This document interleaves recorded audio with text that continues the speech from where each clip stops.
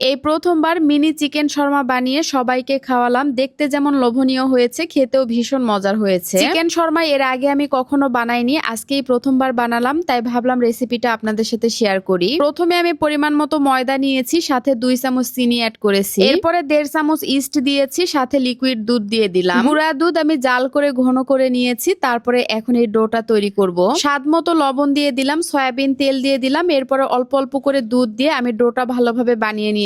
Do তো বানানো হয়ে গেল। এরপরে উপরে সামান্য একটু তেল দিয়ে আমি 30 মিনিটের জন্য ঢেকে রাখলাম। ডো ফুলে 3 গুণ হবে। আর এদিকে আমি 1 টুকরা চিকেন নিয়েছি। প্রতিদিন তো মুরগি কেনা হয় না, তবে বাজারে মুরগির বুকের মাংসগুলো কিনতে পাওয়া যায়। আমি মাঝে মধ্যে কিনে এনে ফ্রিজে রেখে দেই, এতে করে যখন যেটা বানাতে ইচ্ছে করে বা খেতে ইচ্ছে করে খুব সহজেই বানানো যায়। চিকেনটা ভালোভাবে পরিষ্কার করে নিয়েছি, এরপরে ছোট ছোট করে কেটে নিলাম। এখন এই চিকেনগুলো ভালো করে ভেজে নিতে হবে, তাই চুলার উপরে একটা কড়াই বসিয়ে দিয়ে তেল দিলাম। তেল গরম হলে চিকেনগুলো দিয়ে দিলাম। এরপরে স্বাদ মতো লবণ দিয়ে দিলাম, সাথে সয়া সস দিয়ে দিলাম। 1 চামচ টেস্টিং সল্ট দিয়ে দিলাম। গাজর এবং ক্যাপসিকাম আমি কেটে রেখেছিলাম, তো সেগুলোও দিয়ে দিলাম। এখন এগুলো অল্প আছে খুব ভালোভাবে ভেজে নিতে হবে, যেন ভালোভাবে সিদ্ধ হয়। তেলের পরিমাণটা একটু বেশি হয়েছিল, তাই আমি সাথে কর্নফ্লাওয়ার অ্যাড করে দিলাম, যাতে করে তেলগুলো শুষে নেয়। গোলমরিচের গুঁড়া দিতে ভুলে গিয়েছিলাম, তাই সব শেষে 1 চামচ গোলমরিচের গুঁড়া দিয়ে দিলাম। এরপরে ভালোভাবে চিকেনগুলো ভেজে নিলাম। চিকেনগুলো তো ভাজা হয়ে গেল। এখন আমি সস রেডি করে নিব। প্রথমে আমি রসুন দিয়ে দিলাম, লিকুইড দুধ দিয়ে দিলাম, 1 চামচ চিনি আর টেস্টিং সল্ট দিয়ে দিলাম, 1 চামচ চিলি ফ্লেক্স দিয়ে দিলাম, ভিনেগার দিলাম আর সয়াবিন তেল দিয়ে দিলাম। সবকিছু দেওয়ার পরে ব্লেন্ড করে সসটা রেডি করে নিলাম। ডোটা বানিয়ে যে 30 মিনিটের জন্য ঢেকে রেখেছিলাম, আর সেটা ফুলে দেখেন 3 গুণ হয়েছে।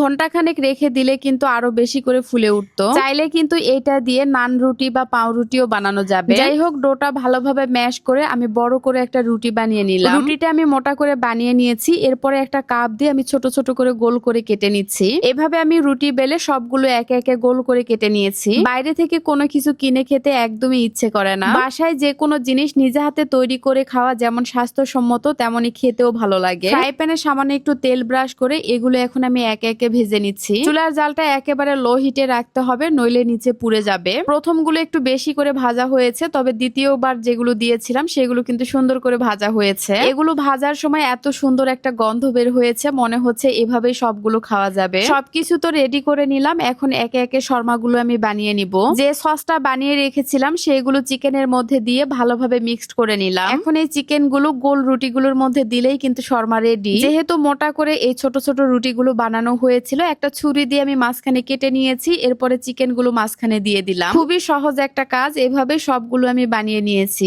বাচ্চা থেকে শুরু করে বড়রাও কিন্তু এই ধরনের খাবার অনেক বেশি পছন্দ করে। শর্মাগুলো দেখতে কিন্তু অনেক বেশি লোভনীয় হয়েছে এবং খেতেও ভীষণ মজার হয়েছে। আপনাদের কার কাছে কেমন লেগেছে অবশ্যই কমেন্টস করে জানাবেন। যদি ভালো লাগে প্লিজ একটা শেয়ার দিবেন।